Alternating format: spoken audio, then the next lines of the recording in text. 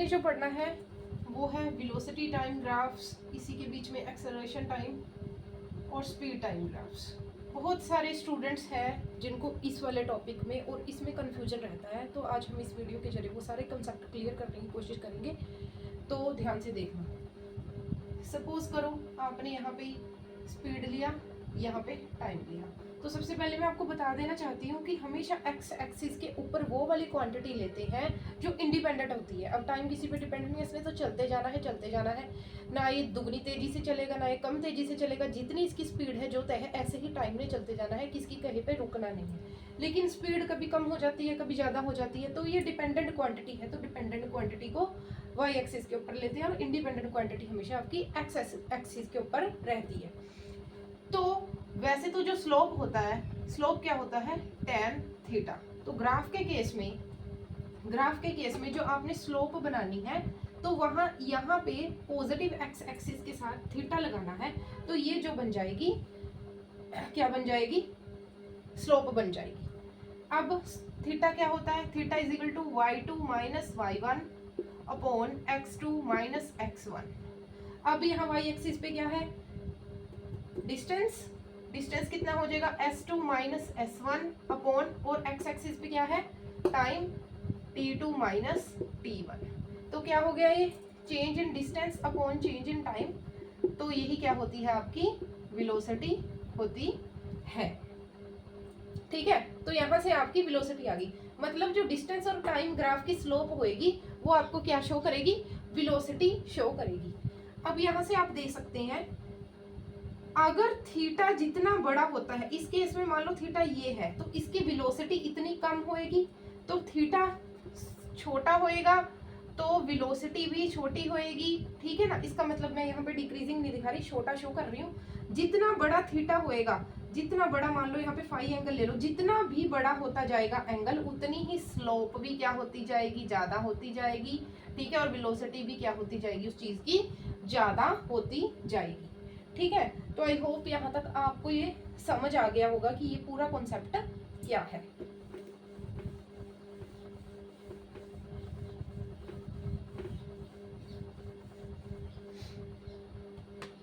अब हम इससे रिलेटेड एक क्वेश्चन ले लेते हैं।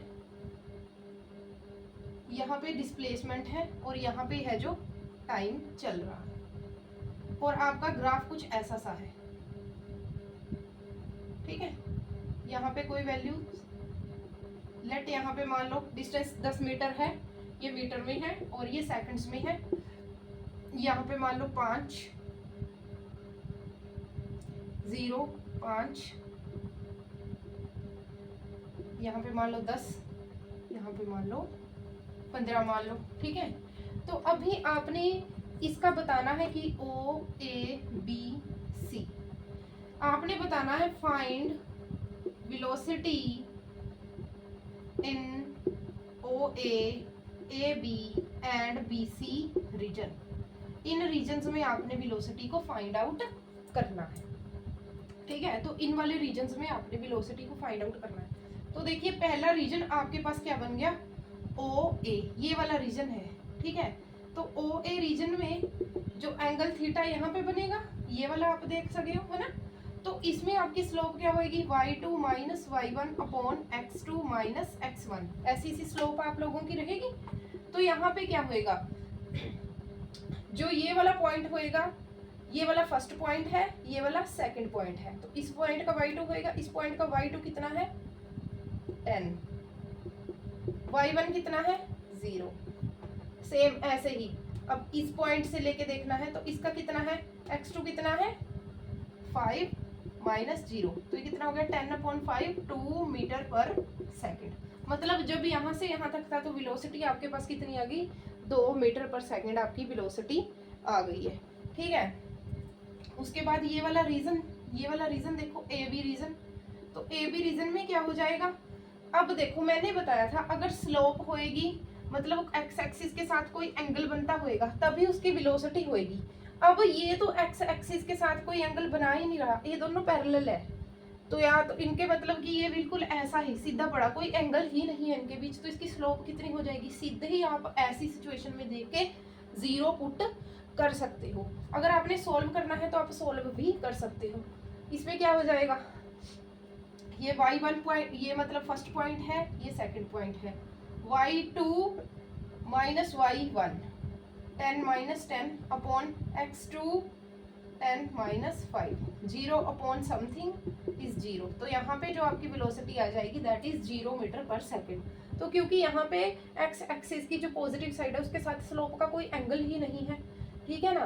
तो जब कोई एंगल ही नहीं है तो वहाँ पे कितनी आ जाएगी आपकी 0 मीटर पर सेकेंड। अब BCO ये वाले रीजन में देखो, ये वाला रीजन है जो, इसमें कितना है आपका, ये आपका अब क्या है, सेकंड पॉइंट है, ये फर्स्ट पॉइंट है। सेकंड पॉइंट में जो y2 है दैट इज 0 माइनस y1 कितना है 10, x2 15 माइनस 10, तो माइनस 10 अपॉन 5, यानी कि -2 माइनस 10 अपॉन 5 -2 मीटर पर सेकेंड।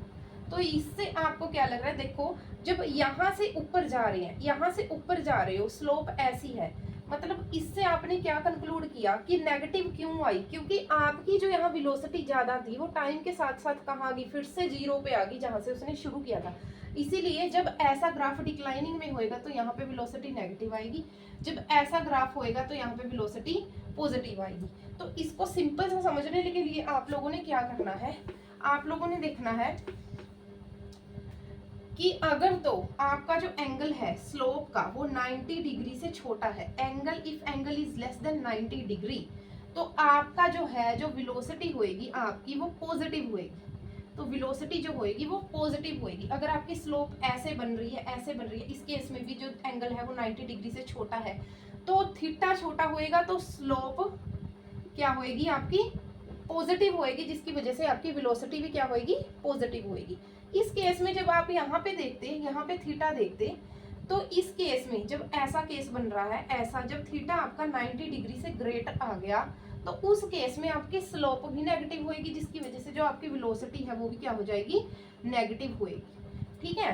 तो ऐसे केस में आपने याद रखना है, जब तो आपकी स्लोप ऐसे ऐसे ऐसे बन रही है तब तो आपकी जो वेलोसिटी होएगी वो पॉजिटिव होएगी, जब आपकी स्लोप ऐसे ऐसे ऐसे बन रही है तो आपकी जो वेलोसिटी होएगी वो नेगेटिव होएगी। आई होप आपको ये सारा कुछ समझ आ गया होगा। तो इसी के बीच में मैं आपको 2-4 इंपॉर्टेंट पॉइंट्स हैं जो और बता देती हूँ। अब देखो आपके पास क्या है, यहाँ पे डिस्टेंस टाइम ग्राफ है और यहाँ पे ये ऐसा कर्व है। जब आपको कोई भी कर्व की फॉर्म में पूछ लिया जाए, डिस्टेंस टाइम ग्राफ है और कर्व ऐसे है, तो ये आपका क्या है कनकेव अपवर्ड। जब आपकी कर्व कनकेव अपवर्ड होगी तो कुछ नहीं करना, बस दिमाग में सोच लेना है कि जो आपकी एक्सेलरेशन होती है ऐसे केस में वो क्या होती है पॉजिटिव होती है। जब आपकी जो कर्व है वो कनकेव डाउनवर्ड होती है, जो आपकी कर्व है वो कनकेव डाउनवर्ड होती है, तो ऐसे केस में क्या होता है जो आपकी एक्सेलरेशन होती है वो नेगेटिव होती है। अब इसमें एक्सेलरेशन का भी जो है कॉन्सेप्ट आ रहा है, ठीक है। अब एक्सेलरेशन प्रोड्यूस कब होती है, जब वेलोसिटी चेंज हो रही होती है। तो अभी क्या है, इसकी स्लोप हमें देती है वेलोसिटी, डिस्टेंस टाइम ग्राफ की स्लोप देती है वेलोसिटी, और जब वेलोसिटी चेंज होने लग जाए तो वहां पे कौन सा कॉन्सेप्ट आ जाता है, एक्सेलरेशन का कॉन्सेप्ट आ जाता है। अब ऐसे ग्राफ में आपने कैसा पता करना है, अब यहाँ से आपको ये अंदाजा तो हो जाएगा कि ये कनकेव अपवर्ड है तो इसकी एक्सेलरेशन पॉजिटिव है, ये कनकेव डाउनवर्ड है तो इसकी एक्सेलरेशन नेगेटिव है। अब आपने ऐसी कर्व की कैसे पता करोगे, कैसे पता करोगे कि आपकी जो वेलोसिटी है वो कैसी है। तो ऐसे क्वेश्चंस आपको आ जाते हैं कई बारी, लाइक आपको ऐसा दे रखा है, ये डिस्टेंस टाइम ग्राफ है, इसमें आपको पूछा गया है वेलोसिटी फाइंड आउट करें, एक्सेलरेशन फाइंड आउट करें और स्पीड फाइंड आउट करें। देखो अगर तो आपकी वेलोसिटी पॉजिटिव है, एक्सेलरेशन भी पॉजिटिव है, वेलोसिटी अगर बढ़ती जाएगी मतलब कि वो चेंज हो रही है, बढ़ेगी तब ना, मान लो पहले 5 मीटर पर सेकंड थी, फिर 10 हुई, 15 हुई, बढ़ने के साथ क्या हो रही है एक्सेलरेशन पैदा होएगी। अगर ये दोनों सेम डायरेक्शन में है तभी पैदा होएगी ना, क्योंकि वेलोसिटी बढ़ेगी कब, मान लो किसी ने बाहर एक्सटर्नल फोर्स लगाया और सेम डायरेक्शन में, तो वो क्या हो जाएगी, स्पीड भी क्या हो जाएगी, इंक्रीज हो जाएगी। अगर वेलोसिटी बढ़ रही है, एक्सेलरेशन कम हो रही है, या वेलोसिटी बढ़ रही है, एक चीज पॉजिटिव है एक चीज नेगेटिव है, तो आपकी स्पीड क्या हो जाएगी, कम हो जाएगी। इस केस में अब आपसे पूछा है वेलोसिटी बताएं, एक्सेलरेशन बताएं और स्पीड बताएं। आपने देख लिया, पहले तो आपको ये पता है कि कनकेव अपवर्ड है, कनकेव अपवर्ड है, तो यहाँ पे एक्सेलरेशन तो क्या हो जाएगी, पॉजिटिव हो जाएगी। इसका आंसर तो आपने दे दिया। अब वेलोसिटी कैसे फाइंड आउट करोगे, आप एक टेंजेंट, ये आउटर पार्ट है, यहाँ से एक टेंजेंट ड्रॉ कर लोगे, टेंजेंट ड्रॉ करके देख लोगे कि पॉजिटिव एक्स एक्सिस के साथ किस तरह का एंगल बना रहा है। तो अगर थीटा पॉजिटिव एक्स एक्सिस के साथ है, वो लेस देन 90 है, if theta is less than 90, तो आपकी वेलोसिटी कितनी आ जाएगी, पॉजिटिव। इस केस में आप देख सकते हो, यहाँ पे टेंजेंट ड्रॉ करके देख लो, यहाँ पे भी क्या आ जाएगा, थीटा, ये और भी हो गया छोटा, ठीक है। यहाँ पे अब ऐसे एंगल ड्रॉ करके देख लो, यहाँ पे भी थीटा ही और भी छोटा था, मतलब जैसे जैसे समय बढ़ रहा है, यहाँ पे कुछ और टाइम की वैल्यू है, यहाँ पे टाइम की वैल्यू कुछ, जैसे टाइम बढ़ रहा है, टाइम के साथ साथ जो आपकी वेलोसिटी है वो क्या होती जा रही है, चेंज होती जा रही है, वेलोसिटी बढ़ती जा रही है, बढ़ती जा रही है। अगर वेलोसिटी कांस्टेंट नहीं है, मैंने बोला था, तो वहीं पे एक्सेलरेशन का कॉन्सेप्ट क्या आ जाएगा, इंट्रोड्यूस हो जाएगा। तो ऐसे ग्राफ्स में एक्सेलरेशन इसीलिए पूछते हैं, क्योंकि देखो यहाँ थीटा चेंज होते जा रहा है ना, जितना बड़ा थीटा उतनी बड़ी स्लोप, उतनी बड़ी वेलोसिटी। तो जैसे जैसे वेलोसिटी बढ़ रही है, चेंज हो रही है, तो मतलब एक्सेलरेशन प्रोड्यूस हो रही है। तो इसमें एक्सेलरेशन का कॉन्सेप्ट ऐसे आ गया है।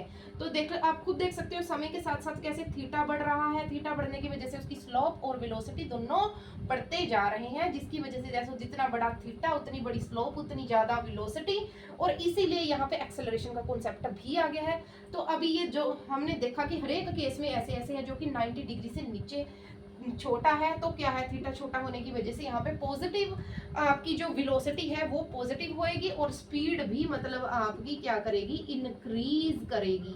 इस केस में आपकी स्पीड भी क्या करेगी, इंक्रीज करेगी। अब दूसरा केस ले लेते हैं।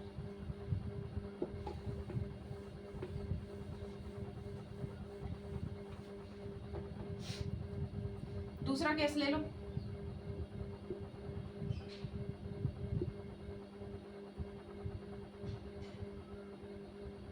ऐसा ले लो, ठीक है, ऐसा केस ले लो। अब आपने क्या देख लिया, यहाँ पे कनकेव अपवर्ड है, ये भी कनकेव अपवर्ड है, इसमें भी वेलोसिटी फाइंड आउट करें, एक्सेलरेशन फाइंड आउट करें और स्पीड फाइंड आउट करें, ठीक है।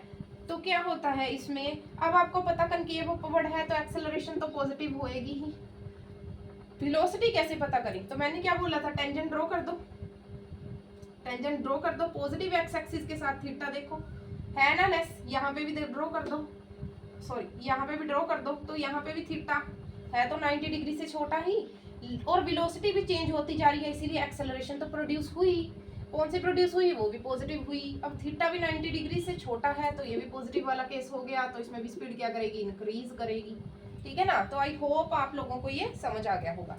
अब एक दूसरा क्वेश्चन ले लेते हैं, लाइक ऐसा ही क्वेश्चन ले लो, ठीक है। तो यहाँ पे एक और नया कॉन्सेप्ट आता है, ऐसे वाले केस में जो ये वाला होता है ना, जहाँ एक पॉइंट होता है जो इसके बिल्कुल पैरेलल हो जाता है, मतलब इन दोनों के बीच में एंगल कुछ नहीं रहता, तो ऐसे केस में यहाँ पे उसकी स्लोप 0 हो जाती है। तो ऐसे ये पीक पॉइंट होता है जो उसकी स्लोप 0 हो जाती है, थीटा 0 हो जाता है, वेलोसिटी क्या हो जाती है, 0 हो जाती है एक तरह से, ठीक है। तो अब इसको आप दो हिस्सों में जब डिवाइड करोगे, तो यहाँ पे देखा तो हमने ये क्या है, कनकेव डाउनवर्ड है, ये नीचे जा रहा है। अब इस वाले केस में आपने सारा कुछ क्या करना है, डिस्कस करना है। अब कनकेव डाउनवर्ड है, पूरा का पूरा डाउनवर्ड है, तो दोनों केसेस में इधर भी एक्सेलरेशन को तो नेगेटिव ही मान लो, ठीक है। तो अब इस केस में आप क्या करोगे, यहाँ पे टेंजेंट ड्रॉ करोगे, अब देखोगे थीटा, हर एक पॉइंट पे टेंजेंट ड्रॉ करके थीटा देखोगे, हर एक पॉइंट पे।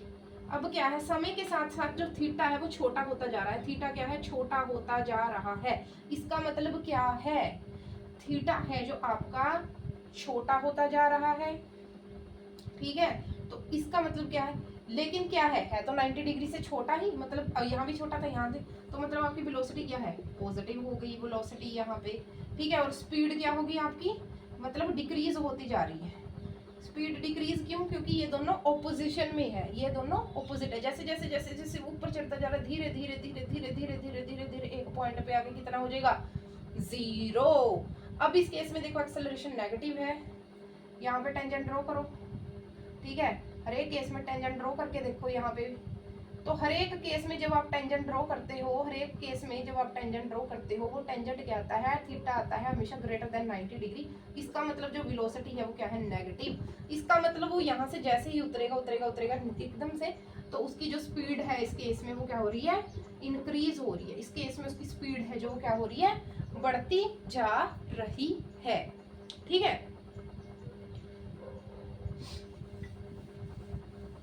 तो ये मेन पॉइंट्स थे, इन्हीं के ऊपर बेस्ड आपके सारे क्वेश्चंस आते हैं, जिसको आप समझ सकते हो। लाइक मैं फिर से बता देती हूँ एक बारी, अगर तो आपकी जो स्लोप है, स्लोप ऐसी है, जो थीटा है वो 90 डिग्री से मतलब बड़ा है, ग्रेटर हो गया 90 डिग्री से, तो फिर आपकी जो स्लोप होती है वो नेगेटिव हो जाती है और आपकी वेलोसिटी क्या हो जाती है? वहाँ पे कम हो जाती है।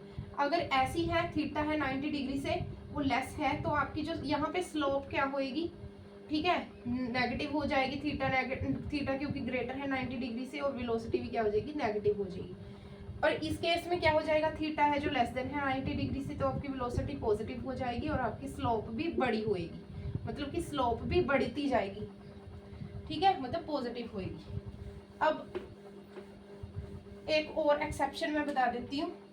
अगर आपके पास कई बार ऐसा क्वेश्चन आ जाए, लाइक इसमें आपको कुछ पूछा हो, तो ऐसा किसी तरह का ग्राफ एग्जिस्ट नहीं करता, क्योंकि हर एक पॉइंट पे देखोगे, अगर आप इस पर्टिकुलर पॉइंट पे टाइम से देखोगे तो उस बंदे की इतनी डिस्प्लेसमेंट है, मतलब वो यहाँ पे चला गया है। इस पॉइंट पे देखोगे इस टाइम पे, तो यहाँ पे उसकी डिस्प्लेसमेंट है, और इसी टाइम पे यहाँ पे भी उसकी डिस्प्लेसमेंट है। तो एक टाइम पे एक ही बंदा दो जगह पे नहीं हो सकता, तो इस तरह का केस एग्जिस्ट नहीं करता है प्रैक्टिकली, ठीक है। तो ऐसे केस को भी कंसीडर नहीं करना है। अब हमने कर्व वाले क्वेश्चन कर लिए।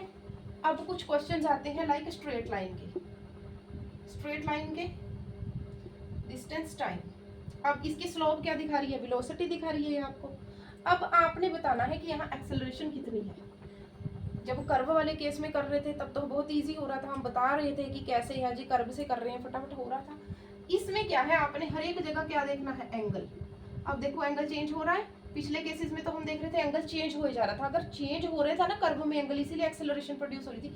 अब एंगल ही नहीं चेंज हो रहा, एंगल कांस्टेंट है, इसका मतलब वेलोसिटी भी कांस्टेंट है, इसका मतलब यहाँ पे कोई भी एक्सेलरेशन प्रोड्यूस नहीं हो रही। आई होप आपको ये समझ आ गया होगा। Thank you.